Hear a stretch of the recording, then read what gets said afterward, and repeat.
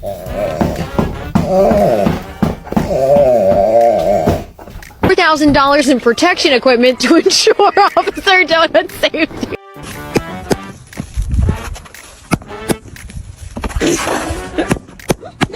I'm working. Nope, I'm working.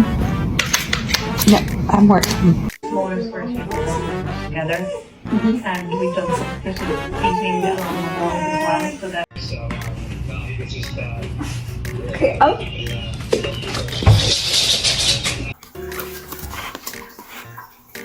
Theo.